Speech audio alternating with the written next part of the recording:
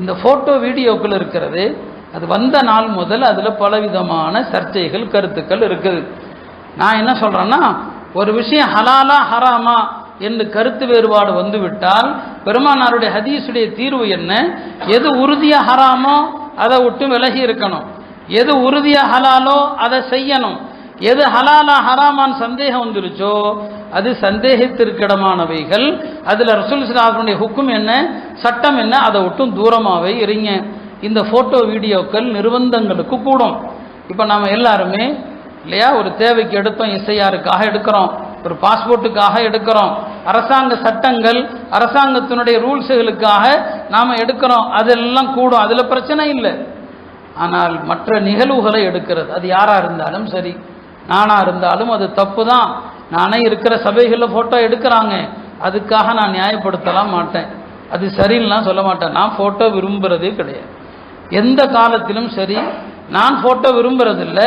இன்னைக்கு என்ன ஆகிப்போச்சு, இந்த வாட்ஸ்அப் தளங்களில் பாருங்கள், இந்த ஃபோட்டோங்கிறது உலமாக்கல் தளங்களில் கூட ஒரு ஹதீஸை பதிவு செய்கிறதுக்கு கூட சம்மந்தம் இல்லாமல் ஃபோட்டோ போடுறது. உதாரணமாக குழந்தைகளை பற்றி ஒரு ஹதீஸ் வருதுன்னா, குழந்தைகளை பற்றி ஹதீஸ் வருதுன்னா குழந்தைகள் மீது கருணை காட்டாதவன் நம்மை சார்ந்தவன் அல்ல. இந்த ஹதீஸை போடுங்க, என்ன செய்யறது, இந்த ஹதீஸை போட்டுட்டு கூடவே குழந்தைகளுடைய ஃபோட்டோ போடுறது என்ன தேவை இருக்குது?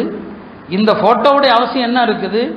அண்டை வீட்டுக்காரர்களுக்கு உபகாரம் செய்யுங்கள் அப்படிங்கிற ஹதீஸை போடுறதுன்னா அந்த ஹதீஸை போடுறது இல்லை, ஒரு அண்டை வீட்டுக்காரர்கள் கை கொடுக்குற மாதிரி, முசாஃபா செய்கிற மாதிரி, கட்டி தழுவுற மாதிரி ஃபோட்டோ. இந்த ஃபோட்டோக்கு என்ன அவசியம் வருது?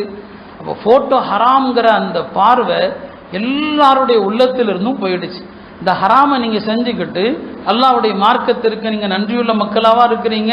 எப்போ நன்றி இல்லையோ அல்லாஹ்வுடைய கடுமை தண்டனை இருக்க தான் செய்யும். நாளுக்கு நாள் சட்டங்களால் நாம் அழுத்தப்படுவோம், நிர்பந்திக்கப்படுவோம்.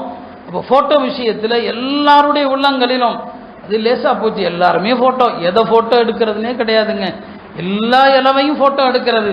கல்யாண வீட்டில் சாப்பிட்றத போய் ஃபோட்டோ வீடியோ எடுக்கிறாங்க, அதில் என்ன கிடைக்க போகுது?